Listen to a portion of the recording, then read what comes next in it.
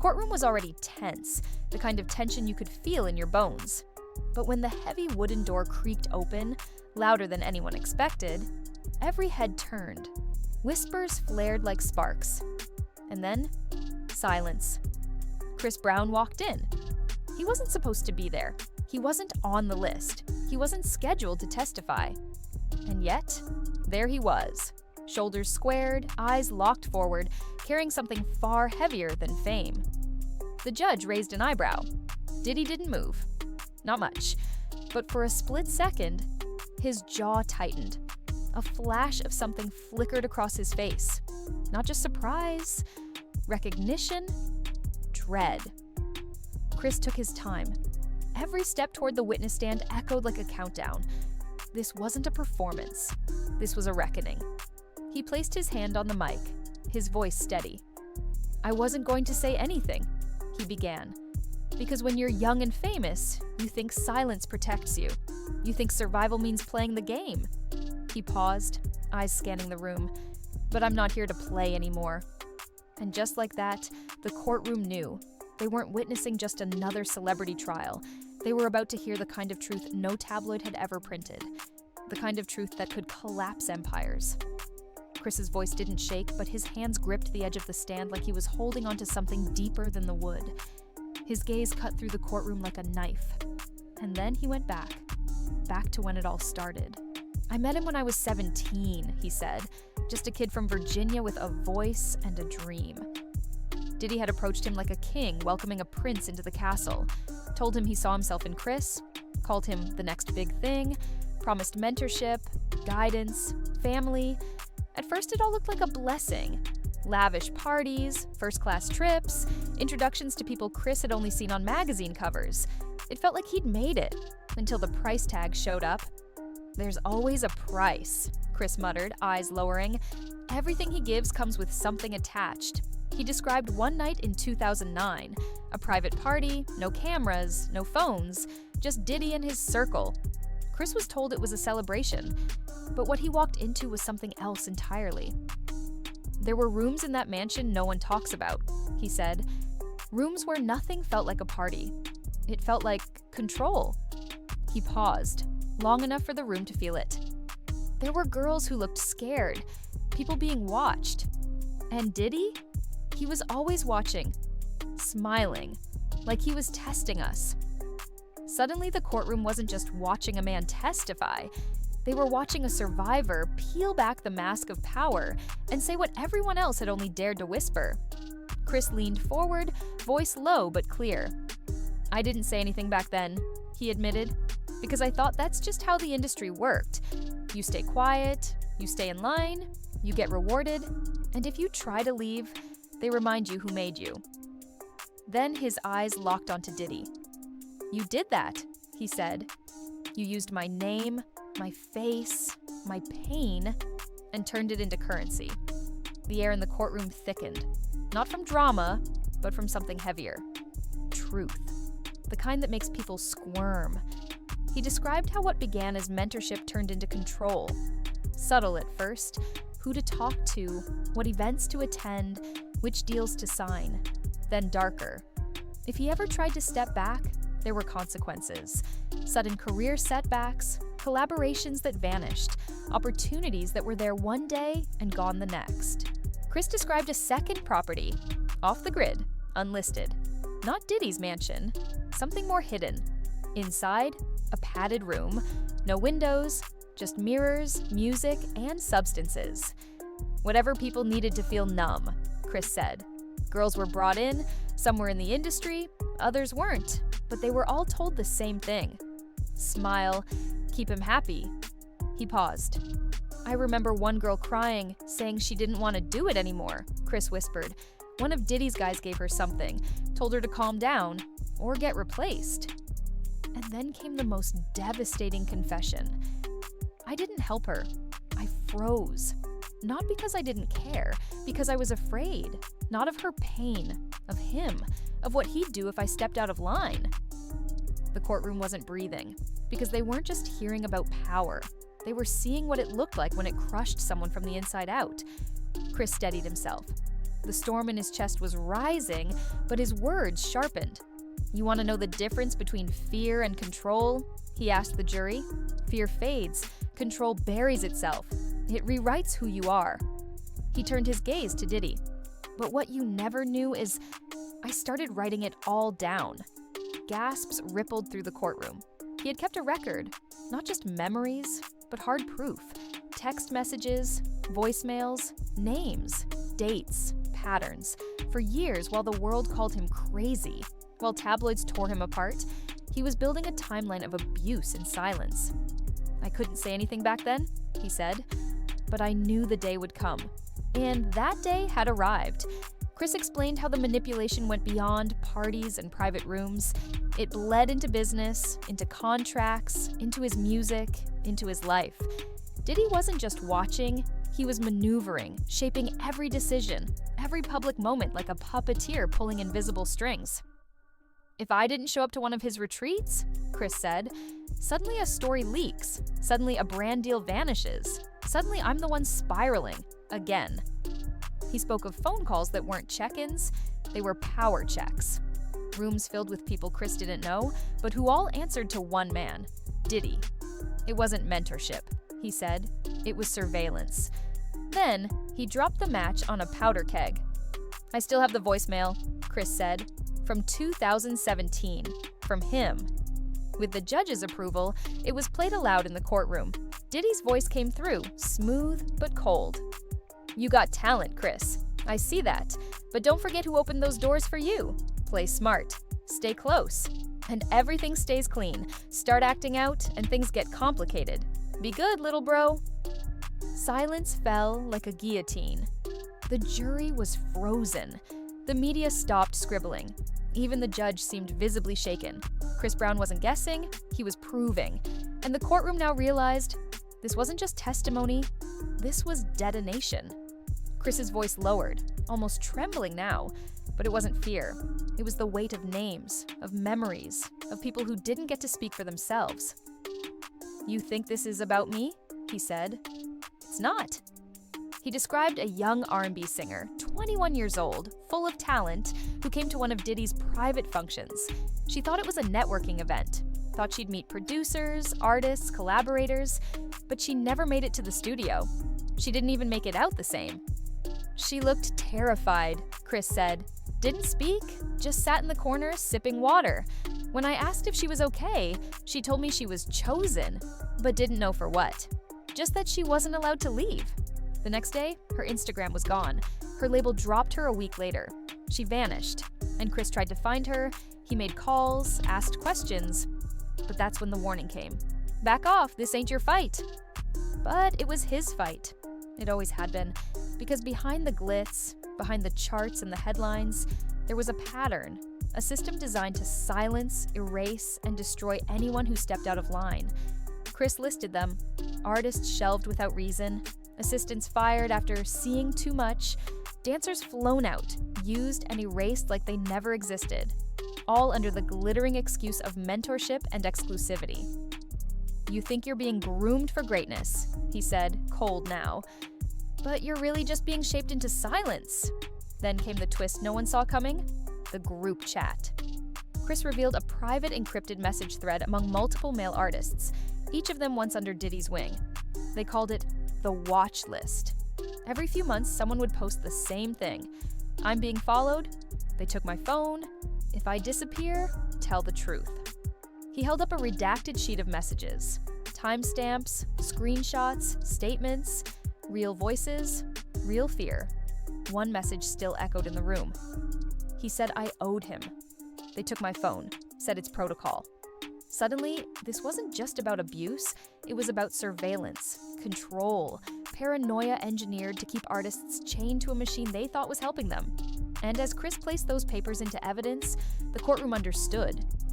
He wasn't just exposing Diddy, he was exposing an entire playbook. Chris sat straighter now, not with arrogance, but with defiance. The kind that only comes from walking through fire and realizing you're still breathing. "I spent years thinking I was broken," he said, his voice steady. "That I was the problem, that all the chaos I caused was my fault." He paused. But now I know I wasn't the broken one. I was the one he couldn't break completely. You could hear a pin drop in the courtroom. Chris recounted the nights in his car, staring at nothing, wondering if it would ever end. The public saw the mugshots, the fights, the arrests, but they never saw the trigger, the leash, the man behind the curtain. He spoke about therapy, about trying to untangle himself from Diddy's grip, not just in music or money, but in identity. "You don't realize how deep it goes," he said. "He didn't just own my image. He owned my decisions, my fears, my self-worth." Then came the confessions. The pills, the drinking, not for fun, not for escapism, for survival, because the world Diddy built for him was one that felt impossible to leave. "You start wondering who's real," Chris said. "Every room you walk into, who's watching you? Who's waiting for you to slip?" That's the kind of paranoia he breeds. And for a long time, I thought it was just me, that I was losing it. He shook his head slowly. But I wasn't crazy. I was controlled. Then, the courtroom leaned forward once more as Chris told them about New Year's Eve, 2015. A moment so subtle, it could have been forgotten if it weren't so sinister. Diddy had pulled him aside during the party, real quiet, and said, "Don't forget who gave you your name." Chris stared at the floor. That's the night I started planning how to take it back. That moment, 8 words whispered in the middle of a party, wasn't just a reminder, it was a threat, a signature, a claim of ownership. But what Diddy didn't count on was that Chris would survive long enough to speak. And not just for himself, but for everyone else who never got this far. Chris's voice didn't rise. It didn't need to. By now, the weight of his words was heavier than any scream. "I've been blamed for everything," he said. "My anger, my addictions, my decisions, and I take responsibility, every bit of it. But let's make something clear." He reached into a folder, calm and methodical, and pulled out a printed document. "I didn't fall apart on my own," he said. "I was pushed, again and again, by someone who knew exactly what he was doing." He handed the paper to the bailiff, who passed it to the judge. The courtroom held its breath as the judge read silently, then gave a nod. The prosecutor rose and began reading aloud. "Tough week, huh? You're still my guy, though. Just don't forget. We cleaned it up before, we can clean it up again. But you gotta stay close." Another. "We all mess up, but we don't bite the hand that feeds. Let's keep it tight, family." And another. "Next time you feel like talking, call me first. You never know who's really listening." Each message came from Diddy or someone in his inner circle.